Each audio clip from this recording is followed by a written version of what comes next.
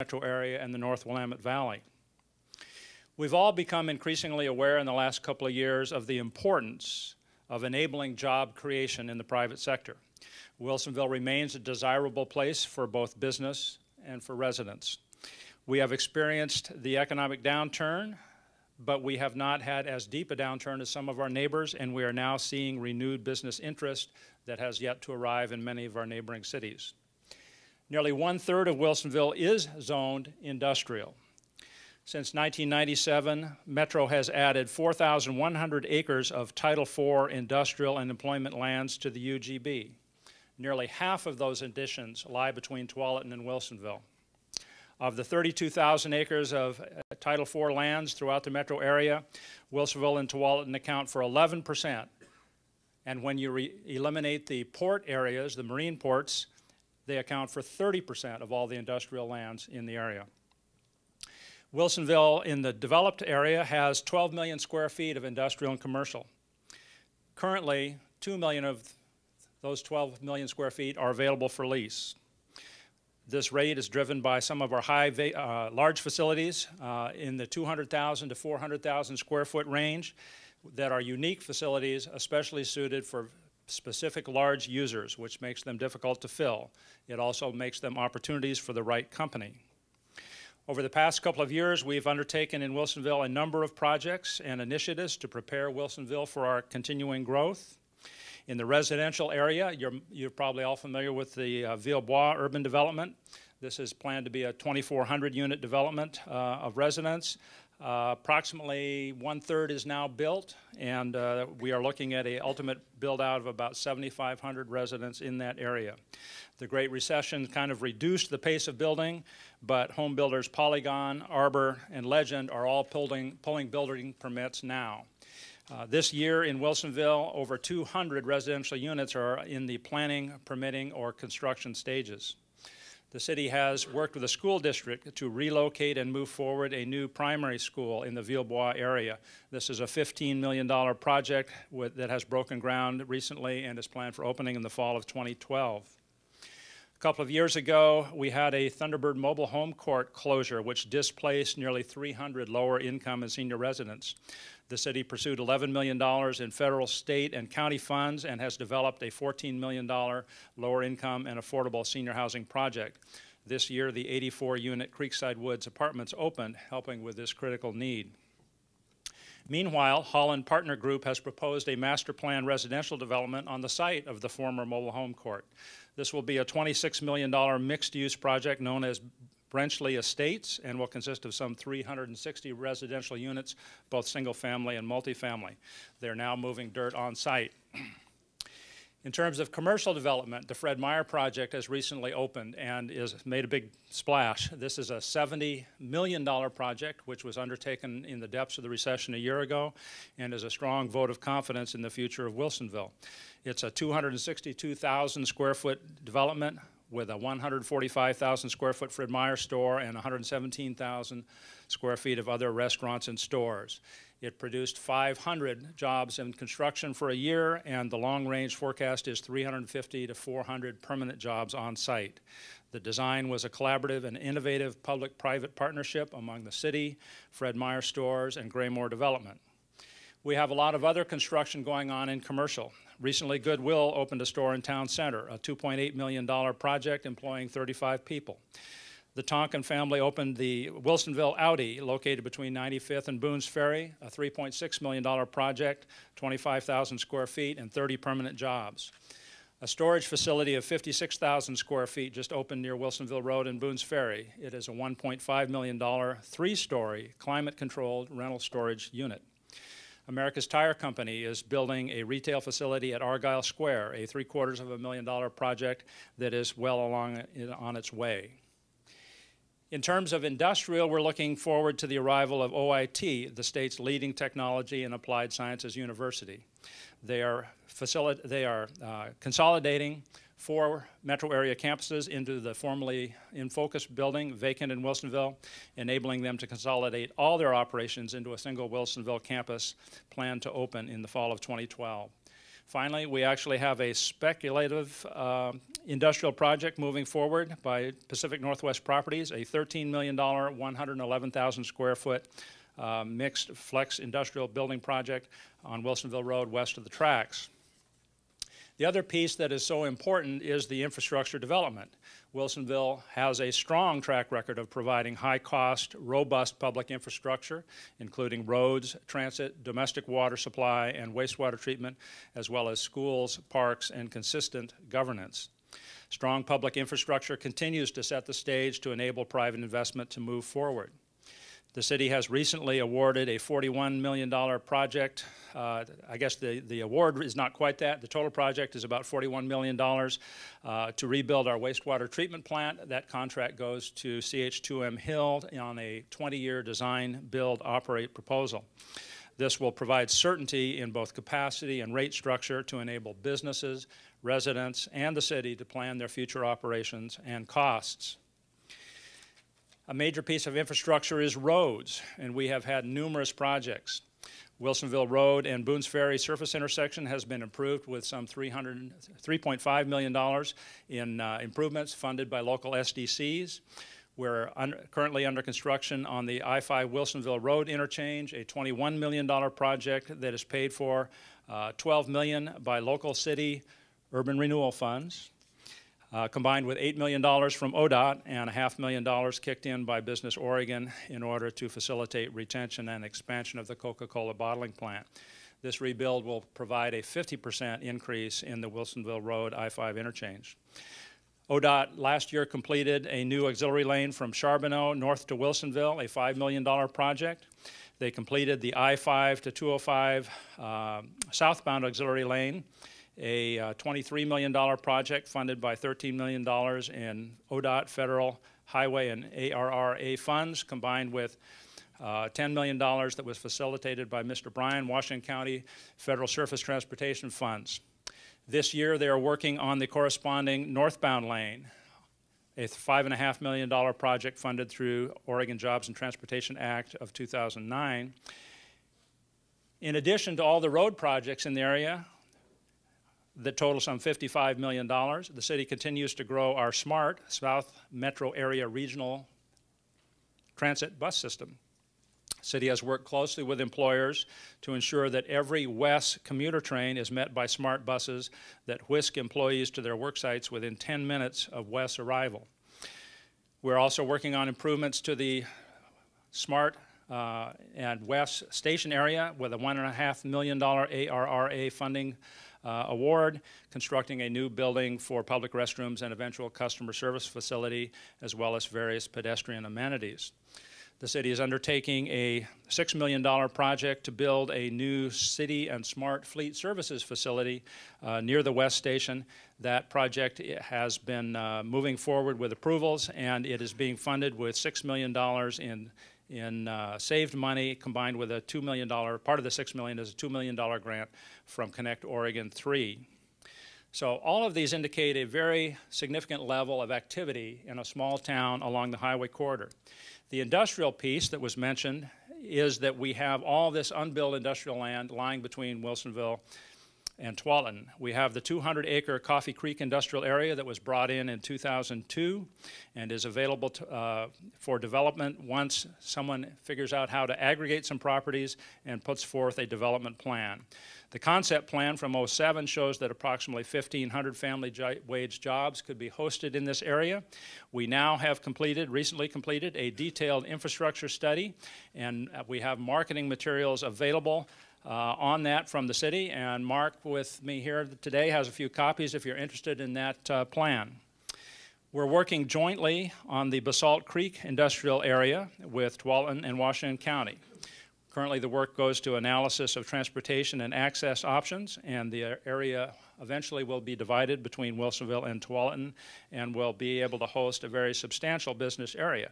At 800 acres, I think it is one of the larger industrial areas undeveloped in the region. So how are we planning for residential growth? Wilsonville continues to have a shortage of residential opportunities as business growth continues to outpace residential growth. The present strong business growth and regionally designated areas of future industrial development argues significant ongoing need for local residential options. The Metro COO has proposed a 316-acre Advance Road UGB addition for residential development. This is adjacent to the existing 181-acre Frog Pond Urban Reserve area that was brought in to the UGB in 2004. Combined, the Advance and Frog Pond areas provide nearly 500 acres of contiguous area for infrastructure planning and development. Master planning an entire neighborhood is a great opportunity to build on our favorable experience with the Villebois project that is a similar size. The city is working with the school district on planning for another primary school and another middle school, along with city park sports fields in this proposed urban expansion area. Wilsonville is both a growing city in terms of population and one that continues to have a jobs housing imbalance that forces a majority of workers to commute to jobs here, further exacerbating highway congestion. So, in alignment with the region's 2040 growth concept plan, Wilsonville hopes to continue growing a complete community where people can enjoy a high-quality environment and where they will find enjoyment and success both living and working.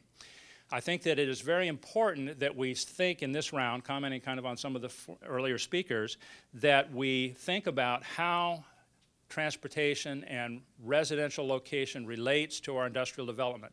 If we put our industrial development in one area and people continue to have the only option that they have is living in a remote area, then we will continue to have huge challenges on our transportation infrastructure. So coordinated planning of how we grow residential opportunities near our industrial and business opportunities is an appropriate component that we need to think more carefully about and need to figure out how to move forward on. So thank you very much.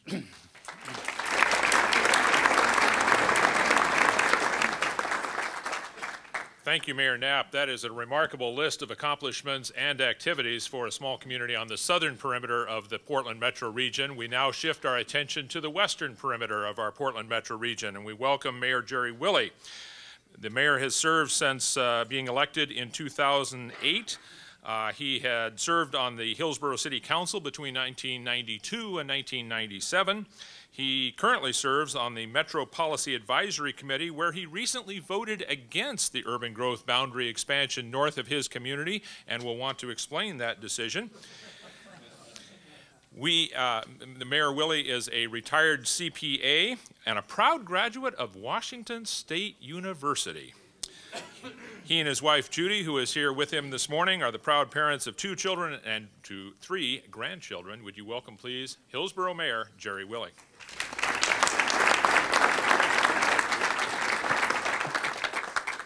Well, thank you, and it's a privilege to be here to get to speak to you today. I have been given 10 minutes to present 11-minute speech, so I'm going to talk very, very quickly, so you're going to have to hold on. But before I do that, I want to introduce the newest member to our city staff.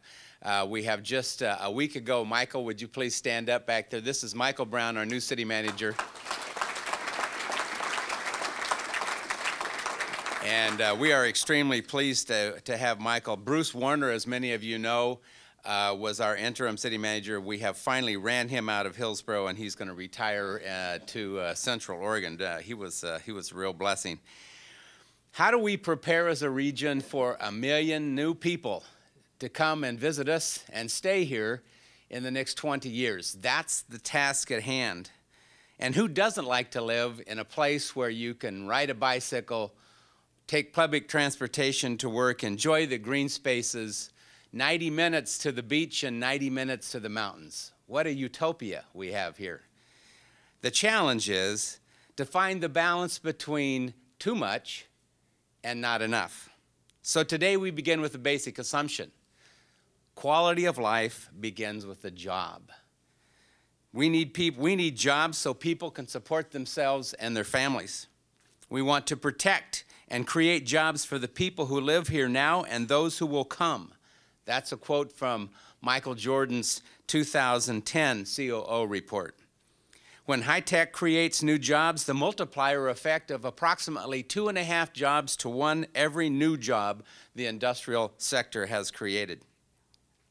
Industrial jobs are one of the primary areas where we see job growth in the future. We need to work with our emerging industrial clusters and build their needs into our plans, not vice versa. Other communities are certainly anxious to support to recruit these industries, and they have significantly increased their efforts. It's no longer an easy marketing task. We have our work cut out for us. In Hillsborough, we've been very successful in attracting new industries, and we have a strong partnership with those businesses. These industrial clusters have a significant regional impact. And I think the slide that you see up here is a little bit of it starts with tectonics there, the yellow one in the middle, but the rings each indicate a sector of time, and how the longer that business stays in our community, stays in our region, the impact that it has, and all the other businesses that have been spun off around it. Realizing that you can't see all of that from there, but it's quite a visual impact. We've also got another slide that I didn't bring with me today that shows the impact of solar in our region. It's an amazing thing having Solar World in Hillsborough and the regional impact of all the vendor support that goes all over, clear down to Salem. So we need to be very cognizant of all of those connectivities for our industry. These anchor industries, Intel, SolarWorld, Genentech, Tektronix, TriQuint, and the list goes on, demand and attract an educated workforce paying high family wage. Intel's current construction of D1X is anticipated to create 5,000 construction jobs over the next 3 years, and has announced that they will be hiring nearly 1,000 new engineers, paying an annual wage of $125,000 each. I don't need to remind anyone in this group that our state is pretty dependent on its income tax revenues, and right now that's the only way we're going to dig ourselves out of the financial instability that we have every year. Our future planning needs also need to encourage new and emerging industries to come and stay in our region. We have a plan for our region's sustained economic competitiveness and prosperity. Also a quote from Michael Jordan. The Urban Growth Report shows 17 potential industrial sites throughout the region. And again, you can't read them, but the circles are where they've been identified in the Urban Growth Report in our region, the 17 areas that have been identified as industrial sites. The problem is that they are a variety of sites, and most of which are not suitable for the traded sector that we deal with in Washington County, and specifically in Hillsborough. There is only one site, top left circle, one site in Washington County that qualifies for a large lot industrial over 50 acres, and that's the Nike site in Hillsborough. Many of the other 16 sites are located along the Columbia River and are refill sites that do not have location and geophysical features sought by high-tech development. Hillsborough has the only large site in all of Washington County for industrial development. If we do not incorporate an adequate amount of industrial large lot land into the UGB to accommodate potential business expansion growth for all traded sectors, the region will be significantly limited in our ability to provide employment opportunities for the next generation of our college graduates. I heard a great comment the other day. It was a comment and a question. I won't identify the person because I don't want to give them a black mark. We of a region have been dealt 4 aces in the game of employment and livability. Why are we trying to give 2 aces back? Why are we not thinking far enough in the future and using the hand that we've been dealt? There's no downside to having too much industrial land. If it's in agriculture now, it will stay in agriculture until we need it for industrial development. We have safeguards in regional and local land use policies that ensure that the land will be preserved for large lot industrial. We cannot afford to make a mistake. Our future depends on it. It takes several years once it's brought into the urban growth boundary for this land to be ready for development. Master plans for infrastructure and transportation must be designed. This is one of the benefits of the potential industrial land in North Hillsborough. Much of the needed infrastructure is already built to the edge. And if you've been out in Hillsborough, it's along Evergreen Road, which houses also Solar World. Genentech is at the corner of Evergreen and Brookwood Road. And then, of course, there's that other little company just down the road called Intel. This is one of the benefits that we get to enjoy in Hillsborough, in that we know that infrastructure is extremely important. We've also got $45 million allocated for the Brookwood Exchange on Sunset Highway, and we're hoping to begin to put that into place next year. Our vision is the same as the region. Now we need to adequately plan for our future. We're advocating for a balanced approach to economic growth throughout the region, framing the argument as either or discussion. Does not capture the complexity of the issue. Authors James Collins and Jerry Porras call that the tyranny of the or in their best-selling book, Built to Last: Successful Habits of a Visionary Company. And I quote, "Instead of being oppressed by the tyranny of the or, highly visionary companies liberate themselves with the genius of the and, the ability to embrace both extremes of a number of dimensions at the same time. Instead of choosing between A or B, they figure out a way to have both A and B." And that's what we need to do as a region. Some of the solutions that address our region's needs. The region can position itself for economic recovery by ensuring a competitive supply of land, industrial sites over the next 5 years and beyond.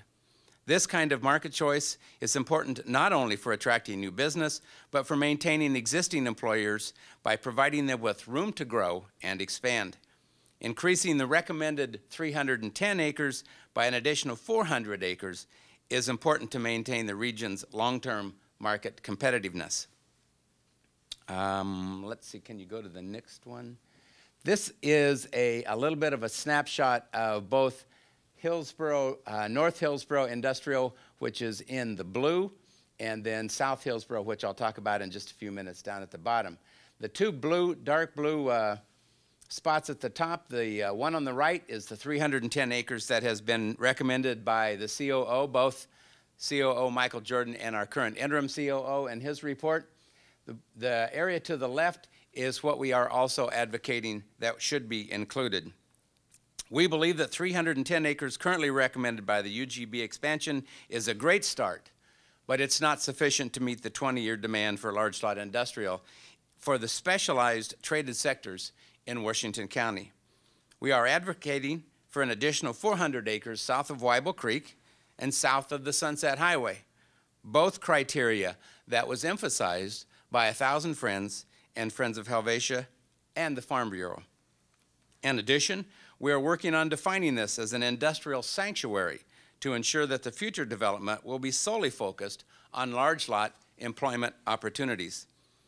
We have obtained land assembly agreements for all the owners in 310 acres, and we have the majority of the owners for the additional 400, which will make it easier for companies to come in and acquire the land. They don't have to deal with multiple owners. They get to deal with one representative, and that's what the agreement states. We are working also with PGE to identify the location of another substation to make sure that we can provide the necessary power for the future. Now, South Hillsborough. In regards to residential, South Hillsborough has been years in the planning. And the interesting thing about this, we have been working primarily with the two owner groups, and they have been very, very cooperative. As a matter of fact, they have been more than cooperative. They have spent a lot of their own money in the planning and the development of the site as it looks right now. We have a community center right down in right in the center of the picture there. That is where they're going to start. In most new developments, you will have the developers want to build rooftops because that's where the profit is. They've agreed to build a community center first. So we're going to start with the core, and we're going to develop from there. There's also identification of parks, of where we want to put a fire station, where we're going to put a police substation, and a variety of other schools that need to be identified. That all has been done already. We need to plan for multiple housing choices in an area where people want to live and at prices they can afford. Compact communities is just another way of saying lots of people living close to each other. The UGB will need residential expansion to enable communities to grow in a smart and deliberate way. Smart growth is flexible but restrained. Give the region the tools needed to be complete communities. Give the region the ability to adapt to the unforeseen. What we are asking is that the cities and the counties have opportunity to become great communities. To quote Metro Chief Operating Officer, together we can build a sustainable, prosperous, and equitable region. Thank you.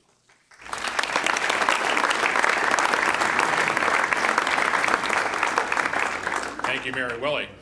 Having focused on the southern and western perimeters of our region, we now want to look inside the urban growth boundary, look inside the urban area, and look to the community where I woke up this morning and where I hope my children will wake up 5, 10, 15 years from now, the city of Beaverton. Don Mazziotti is Beaverton's Community Development Director. He advises both the mayor and the city council on community development programs. He's been working in Beaverton's downtown revitalization program in public-private sector partnerships and the city's civic plan or visioning. Prior to working for the city of Beaverton, Don has worked in a number of private and public planning positions, including being the director of the Portland Development Commission. Would you welcome, please, Don Mazziotti?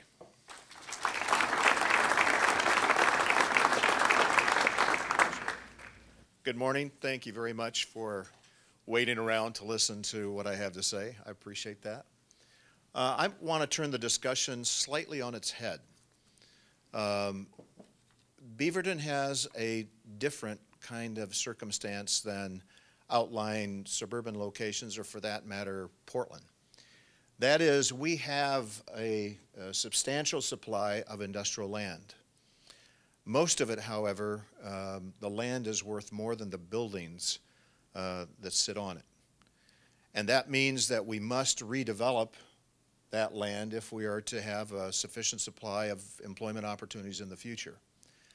Thus, our focus on UGB expansion is looking at Area 6B, which is shown there outlined in red, and then a smaller part of that is really our request, which is about 500 plus acres, to accommodate the necessary residential and institutional expansion that will allow us to focus on the redevelopment of the land that we have currently in employment use. So a slightly different way of looking at land supply and the necessary employment land to support it.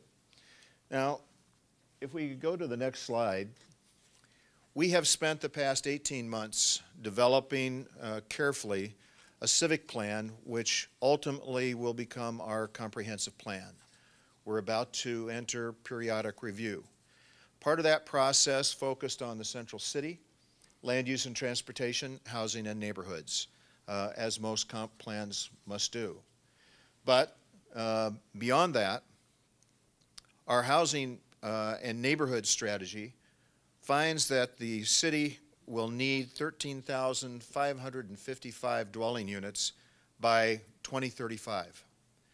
Housing demand to capacity determines that the city will have a gap of about 5,000 units, keeping in mind that our population grew by 18% in the last 10 years.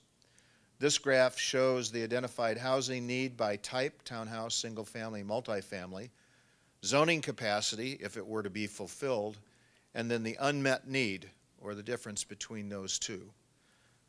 To meet demand, we need to turn to Area 6B. This is a slightly different look at the area that was shown earlier.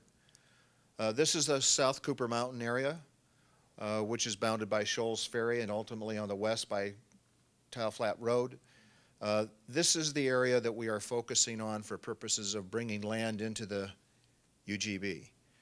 We're doing that because this area abuts immediately the city limits of Beaverton along Shoals Ferry, and because we've tested 2011 tested housing scenarios using medium, high, and low estimates What it has shown is that the 5,000 unit gap can be met in the 2011 phase.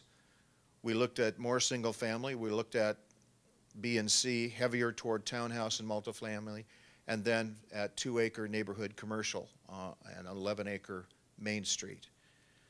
The gap which has been identified of 5,000 units can be met in the 2011 phase, or 80 to 120% of the gap in the 2011 phase, 14 to 22 units per acre can be met. That would produce 4,056 units.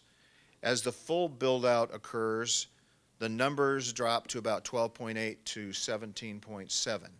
Metro has asked, in fact, Metro has directed, that we accommodate 15 units per acre on average in any area that becomes part of the urban growth boundary for residential purposes.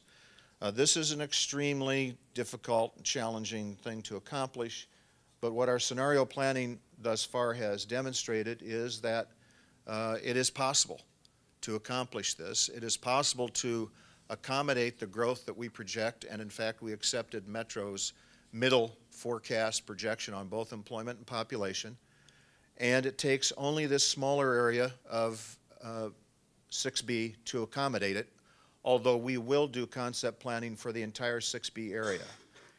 We, of course, want a complete community, as Mayor Willie has spoken of, and design will be key in those planning efforts to support nearby centers and the investments that they represent. So, in addition to these considerations, the Beaverton School District has an immediate need for a high school. They want to open it in 2014, a bit ambitious at this juncture, but this is a high school for 2,200 students. There are no sites sufficiently and properly located to accommodate that high school within our existing boundaries or within our existing UGB.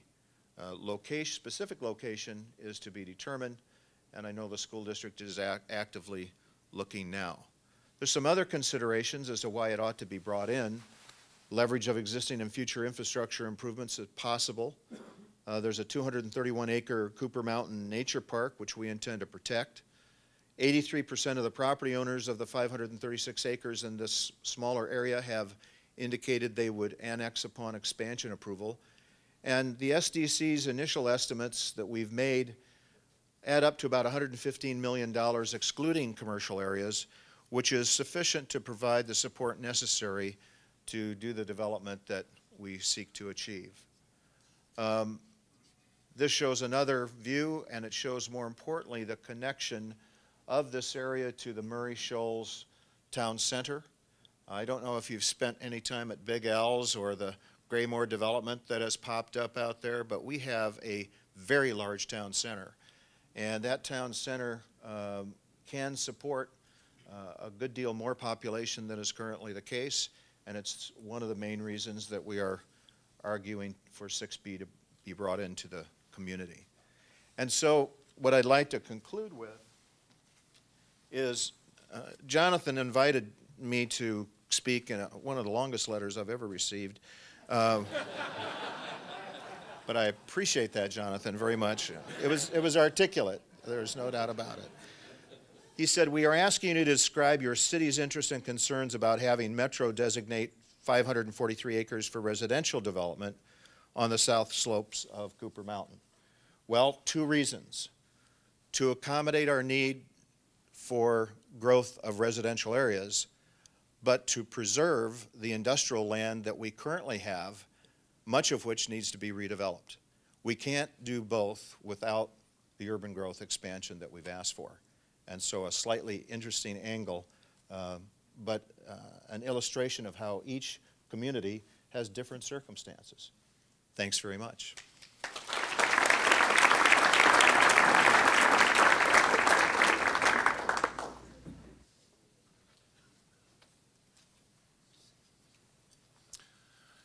Thank you, Don.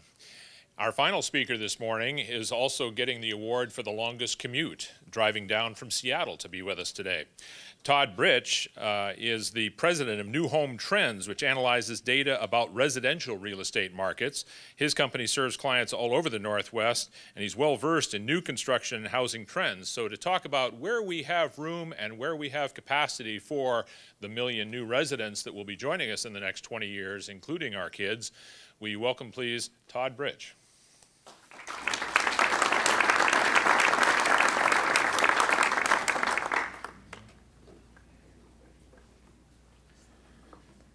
Well, I'm going to try to cram as much information into 15 minutes that I possibly can, and I won't bore you too much with statistics and data.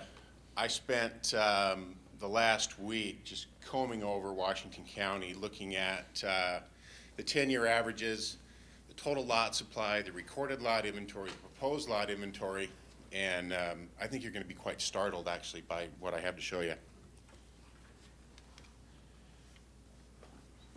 Here we have the 10-year running average, the farthest bar to your left, the 3,954 units. That's a Portland market. That is Portland Metro. That includes Clark County. That is your 10-year running average of single-family sales. And I'm going to focus primarily on single-family because the multifamily market for sale product is not going to exist for a number of years. Reason being is the mortgage markets have not come back in that sector, and they're not going to come back for at least 5 to 7 years. Washington County, down below, is the next dark blue bar, 1,397 sales. That's your 10-year running average per year for single-family homes. Washington County makes up 35% historically of the overall Portland metro market for single-family sales. Within the last year, we've seen 1,566 sales inside of the Portland metro market, obviously significantly down due to the housing crisis. 619 sales were in Washington County. That is 40% of the Portland metro market. That number is going to continue to rise for a couple of reasons. Multnomah doesn't have the buildable areas. Clackamas County's commute time is going to hinder. Washington County is the prime area for the growth. So where we're at right now for current selling inventory, proposed, and sales within the last year, the top bar, the 1,747, those are recorded vacant lots and homes. The second bar down, 619, those are the sales that have occurred within the last 12 months. So it looks from appearance that we have a 3-year supply of recorded lot inventory. That's a healthy number. The way to look at it typically is about an 18 to a 20-month supply of recorded lots with a 3 to 5 month supply of spec inventory. So on the surface, that looks incredibly healthy. 10-year running average is 1,566. We have 1,747. If we jump back to a 10-year average within the next 24 months, that inventory is gone. Now look at the proposed. 1,665 units are in the pipeline currently. You should have at least a 5-year supply of a 10-year running average. If you don't, you have a lot shortage. That impacts prices.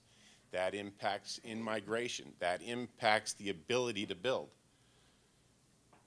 On the surface, again, it looks as if we have a 3-year supply. So you're currently undersupplied by 2 years. The planning time frame from a plat to go into the system by the time it comes out as finished lots is about 24 months. That is very, very good. In the Seattle market, we run 3.5 to 4 years. On a master plan community, it's 12 years. We just had a master plan community we started working on in 1986.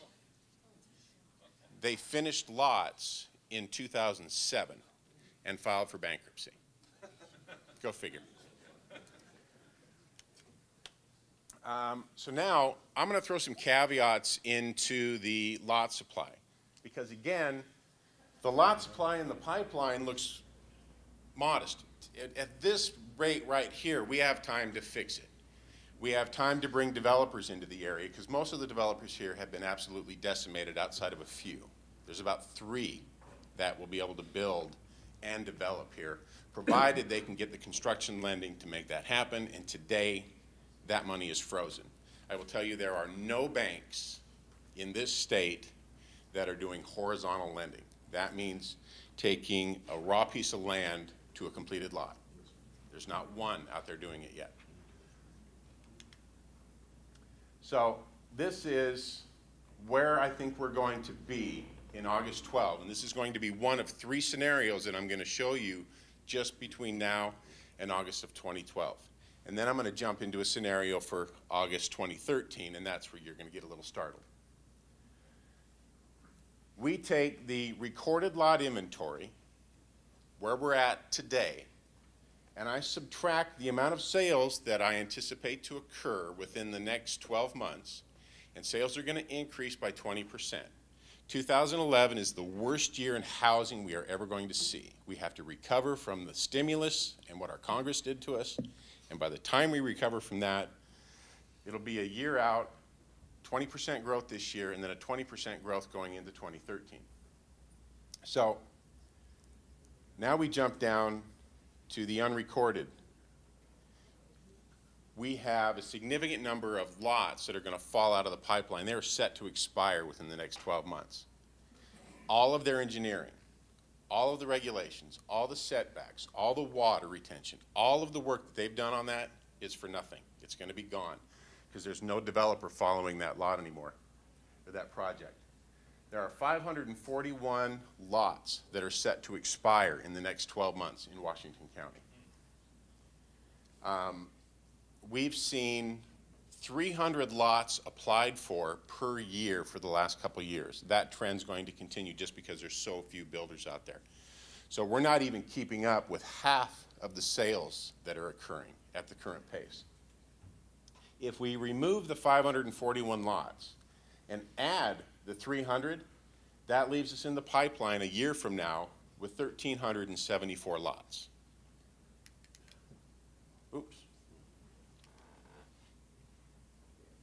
Thank you. So again, go back to the 10-year running average at almost 1,600. Now we're well under a year's supply. We have an 8-month supply in the pipeline. Now I'm going to throw in a historical number. The top 2 numbers stayed the same because I'm still looking at scenario 2 for August of 2012. 25% of the lots that go into the pipeline for permitting do not come out. Soil issues, water issues. There's a whole gamut. As engineers, you guys fully understand what you're running into. It could be the topography. It's not going to get built. Remove those 25%, we are now down to 1,106 lots that are currently in the pipeline if we still add the 300 that are going to get applied for next year.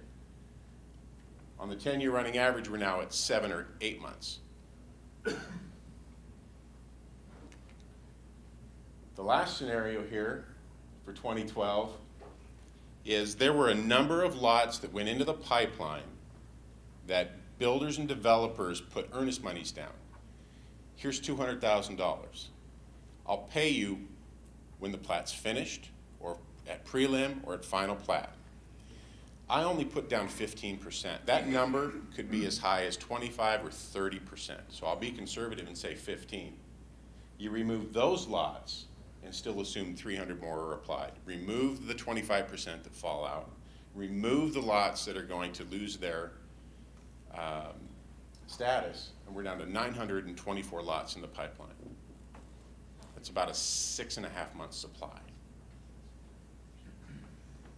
For 2013, if we go out 2 years with this same scenario, the recorded lot inventory, because right now we're only recording 100 lots per year in the entire Portland metro area. 50 of those are coming in Washington County.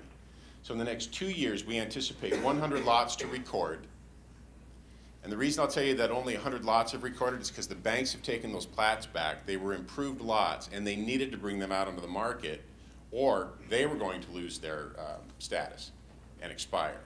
And then we've seen bulldozers come in and completely rip up subdivisions. All the dirt work, all the concrete, all the power lines, everything. Because once you lose your status, you may have a new setback. You may have new water restrictions. All different regulations, and they have to adhere to those. We drop down to sales. In the next 2 years, with 20% growth per year, we have about 1,634 sales that are going to occur in Washington County. That equals a 10-year average. That, however, I mean, that's over a 2-year span, so we're still only at 50% of the 10-year average. On the unrecorded, we add in another 300 plus lots that are going to expire. We have 379 lots in the pipeline. Literally 3 months of your 10-year running average. Those are scary numbers. And I wish that there were more developers out there building. I wish there were more banks out there lending. I've had 3 meetings with banks within the last couple weeks, and significant meetings down here in Portland, trying to get the banks to understand this, trying to get them to engage in financing. But with what they've gone through and the new FDIC regulations that have come down on them, it's going to be very, very difficult. Both Portland and Seattle are what we call segmented markets. They're fed by 85% local builders historically. But in today's market, 75% of our local builders have gone out of business.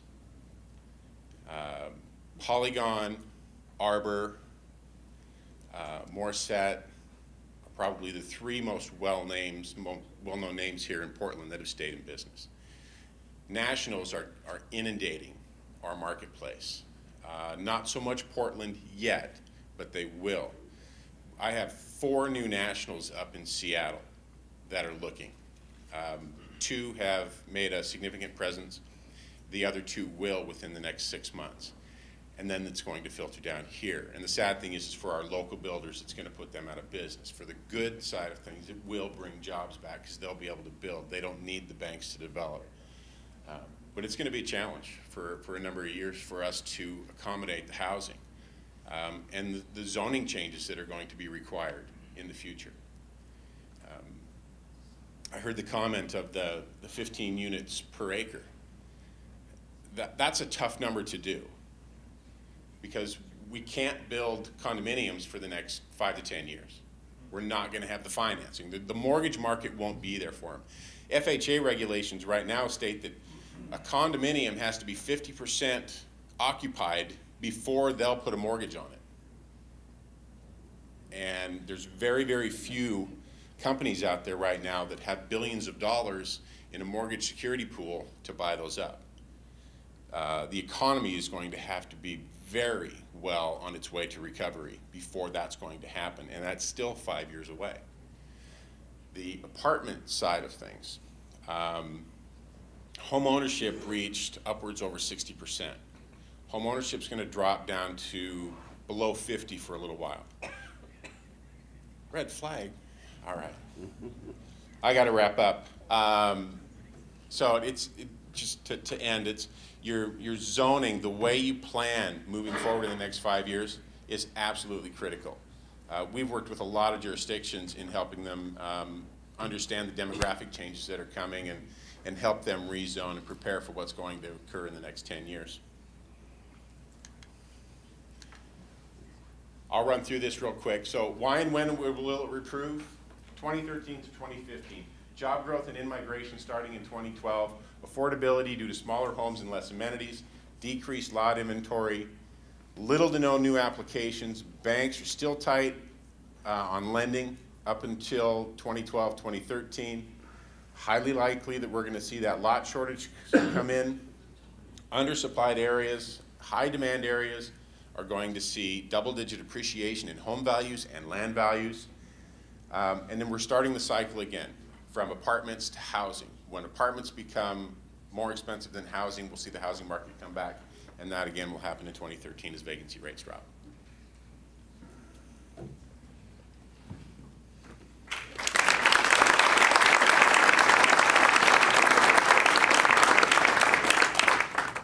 To start things rolling, I'd like to follow up on what we just heard from Todd Britch and new home trends. That was quite a load and quite something to consider.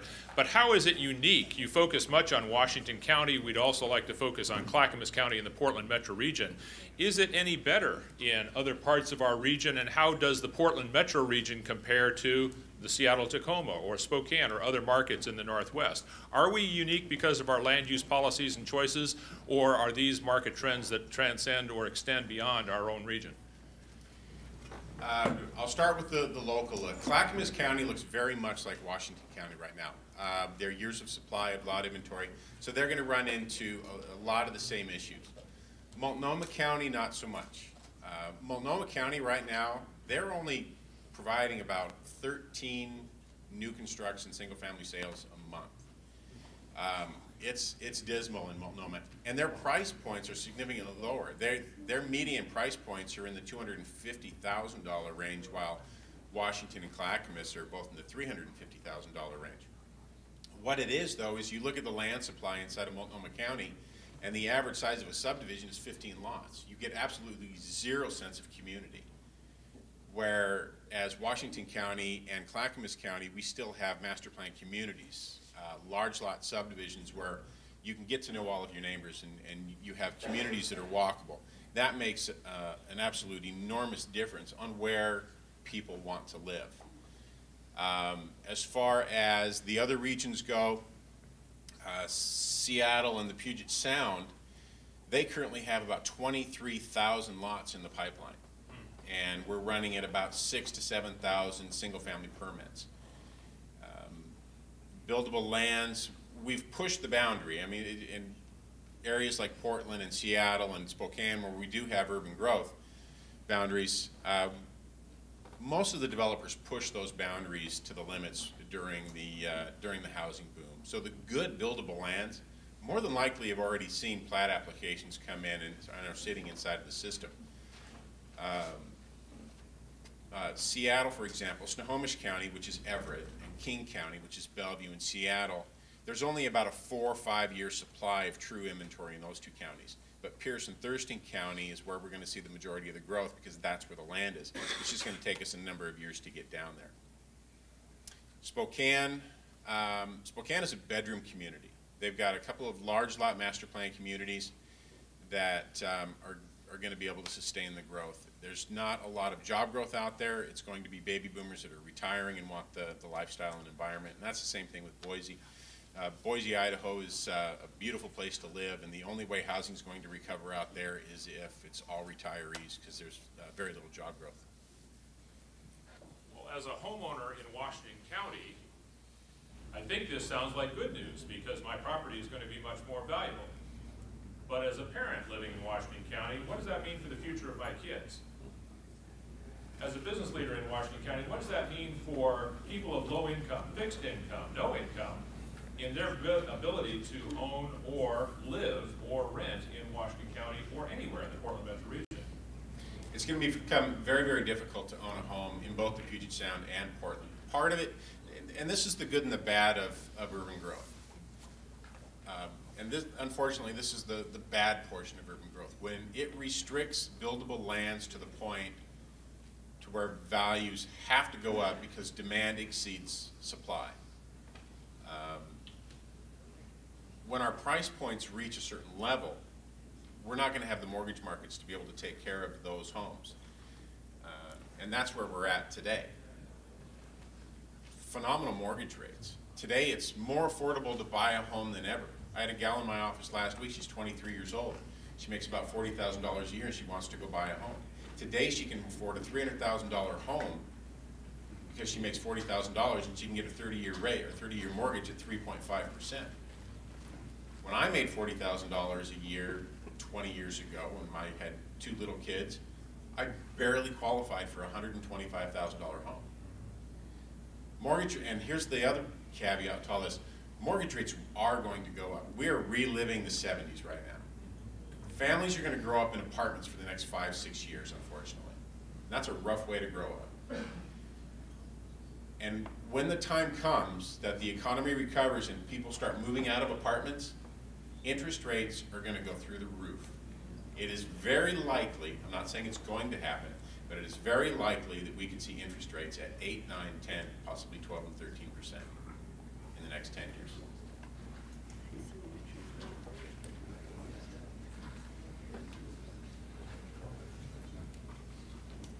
Other questions? The time is yours.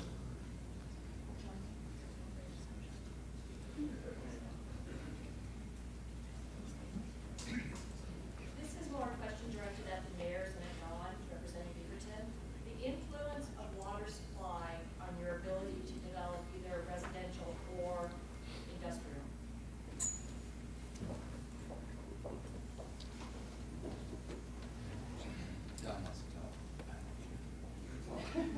Is this thing, can you hear me? For us, water supply is not the issue. We have a sufficient supply of water to meet any population projections that are reasonably likely to happen.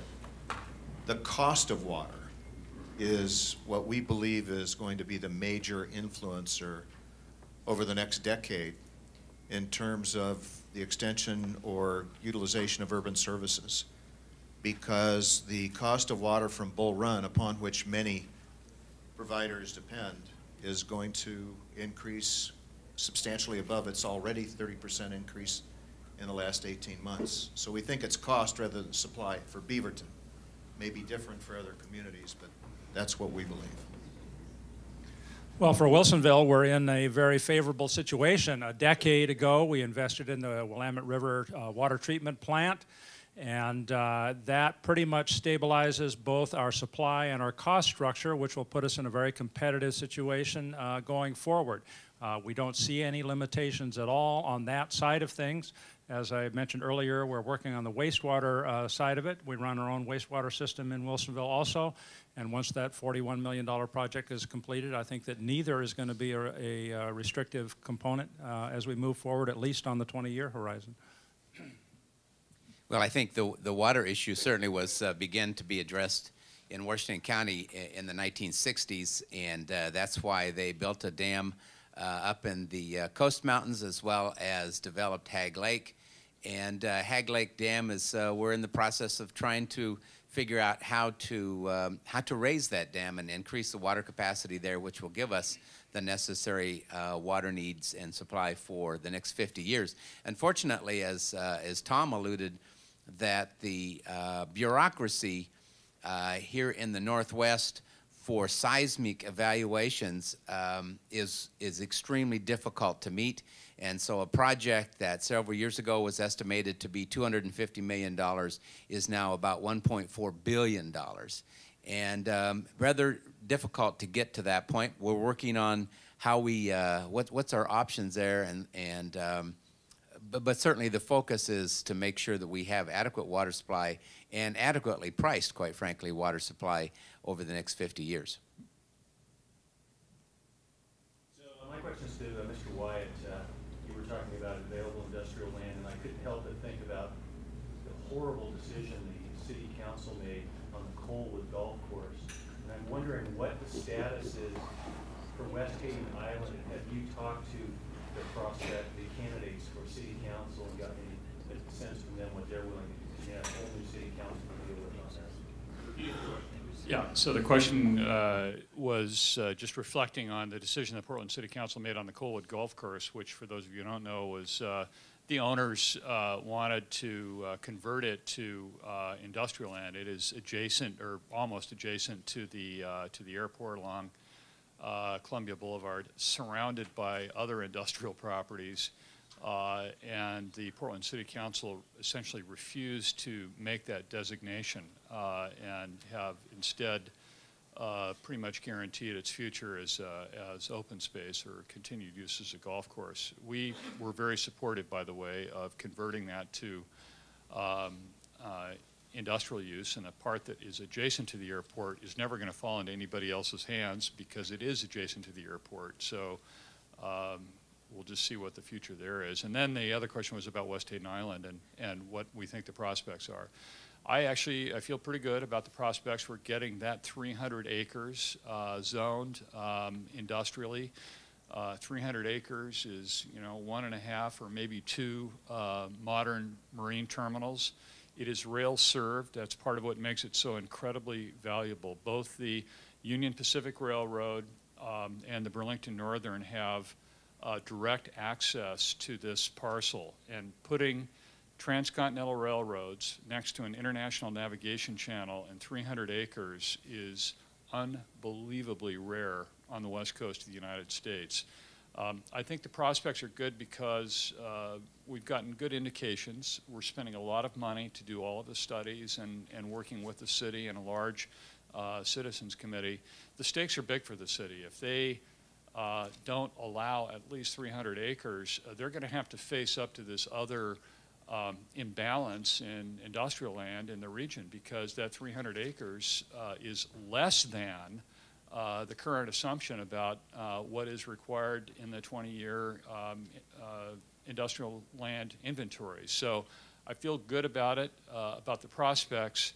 I'm a little less enthused about spending $4 or $5 million to get there, but that's the way it works.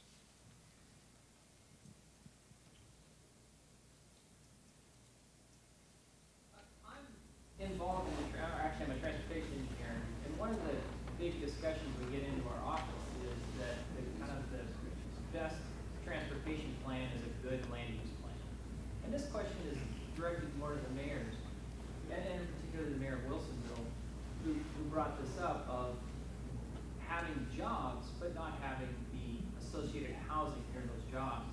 And one of the things that in this community, and this happens in communities across the U.S., is that you can have jobs near the housing, but because we have made it so easy or inexpensive for people to commute in this area, completely across the metro area, to live one place and work in another, there's no incentive to necessarily live and work next door. And I guess my question is as we're moving into the future, and the questions are coming up of transportation, infrastructure, and the funding and the finance, what policies do you think we should start to consider as a metro area to really make people make decisions to live near where they work? And does it include congestion pricing? What sort of measures should we start putting in place? A whole broad array of questions. Personally, I am not sure I'm behind the concept of making people make that decision. I think that we provide opportunities and maybe provide incentives. If we do not have housing opportunities available near the employment opportunities, then we don't even allow people to make that choice if they want to make that choice. I think that the market is going to provide incentives over the next 10 or 20 years, because I do not personally see the cost of commuting going down, and I think that the time investment in making long commutes is going to continue to increase, which will make a natural push toward people making decisions of trying to locate more closely to their jobs. I think that's appropriate, but I think our job is to provide a range of housing choices in proximity to where we see the jobs growing. We will never have everybody employed locally just because there is an opportunity, but I think we will nudge things in that direction. I do think that the transportation network that we have is going to be increasingly critical to the economic side of the equation, where we have to move freight, we have to allow businesses to function. As freeways become more congested, that will be more and more critical. Not as an advocate or an opponent, but just in terms of forecasting, I think this region's going to see congestion pricing on some of our major connections in the foreseeable future, just because that's the only way that I see to encourage the choices toward what's the most important on those freeways. If that happens, on bridges or on road sections that are most congested, then I think that, again, it will be a natural push toward people to make choices in their personal lives about locating where they do not have to encounter those costs in order to get to and from work. So I think that our 2040 goals about complete communities remain a valid goal and remain an ideal that we need to work for. I do think we need to think more completely about the land use issues of transportation, as you note. It's an ongoing challenge. I'd just add on to that that I'm a firm believer that over the next 10 or 15 or 20 years, each one of us are going to need to change the way we think about how we get someplace. If you look at Portland, probably a bad analogy from, depending on who I'm talking to, 5.83% of people commute on bicycles in Portland to get to work. It's the highest in the country. Not that I'm advocating that we all jump on our bicycles, but we have to be, as a mindset, thinking about our responsibility to reduce greenhouse gases. And that means we're going to have to do alternative transportation. We need to have a transit system, a mass transit system, a bus system, a light rail system that meets the needs of our communities. And I don't believe we do right now. And I know that when you meet with TriMet officials, they completely agree that there needs to be a redesign and a rethink about this. And they're certainly in between a rock and a hard place as well. It costs a lot of money to do that. But we as a region, I think, need to be thinking about how can we do things just a little bit more environmentally sensitive when we commute. How do we maybe bunch our little trips together so we do a whole bunch of things in one trip and then we don't make 14 trips. All of this will come to bear, I think, and I'm just an advocate of let's do this in a fashion that we're going to do things because they're right, not because we mandate a flippin' policy on it. And I really don't like it when lawmakers say you have to do something that inherently you should be doing anyway because it's the right thing. Good morning. My name is Lee, and I was very intrigued by Don's presentation about the planning that Beaverton is doing. Is anybody hearing anything? So, in that context, and with the density that you're aiming at, and particularly with the amount of revenue that you indicated could be derived from looking forward to the collection of system development charges, it seems to me there's a pretty good case for being able to issue bonds and start working on some of that infrastructure and repay it with the collection of SDCs, at least in part. At least to explore that idea as a financing mechanism to see if we can sort of get the pump started. What I'm wondering, though, is if it's aimed at a product for which there's no private market financing available now or in the immediate future, do we really have a convergence? Because increasingly it takes a whole village to build a house, apparently. In terms of getting the private and public sector components all coming together. So with the different messages that I'm hearing from what our public sector actors are doing and what the private sector market is doing on financing, is there a convergence ahead, or are we steering toward opposite objectives and there's going to be a widening gap? I'm curious to hear your views on that.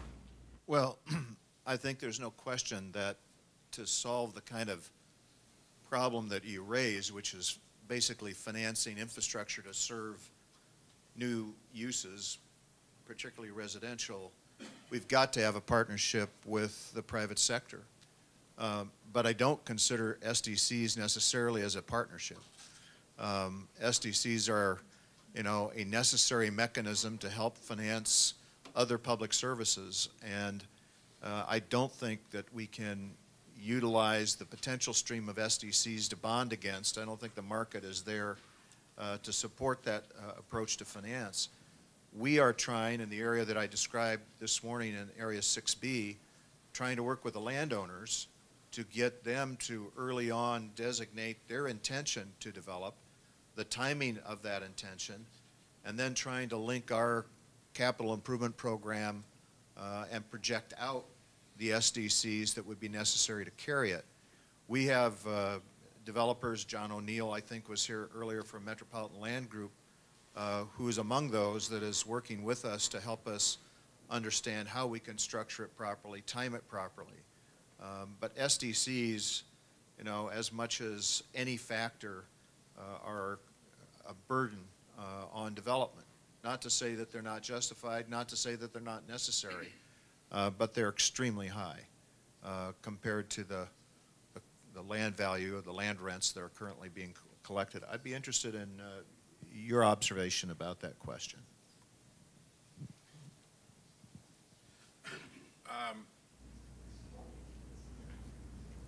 It's gonna be really interesting on how the next 5 to 10 years fall out. And you take a project of this size, which, to be honest, they're needed desperately.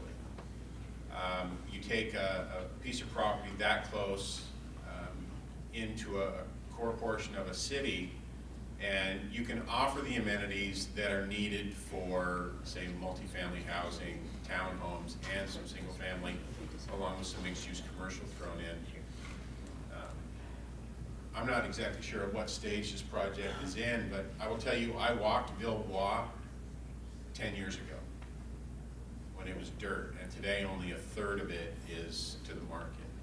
So even in an area where you're very much more proactive in helping builders and developers bring their product out, albeit it is expensive. There's a lot of regulations, there's a lot of red tape that you have to pay for and to go through.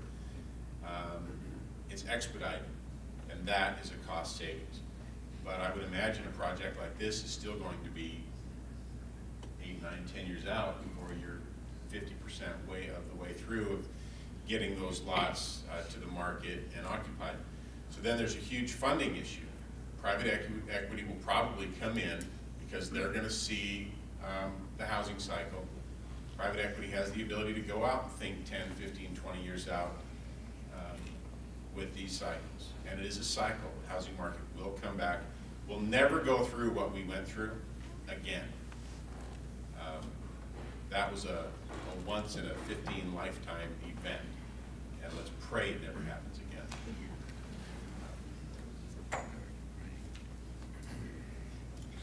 Ladies and gentlemen, I'm sure that there are other questions that you would like to ask, but their time is short, and our promise to you was that we would get you out of here by 10:30 this morning, get Mr. Britch back on the road towards Seattle, and I'll be chasing you north on I-5 this afternoon. So we do thank you very much for your participation and attendance here today. We've covered a lot of ground, we've heard a lot of issues, and I hope you'll take this opportunity to thank our speakers for these presentations.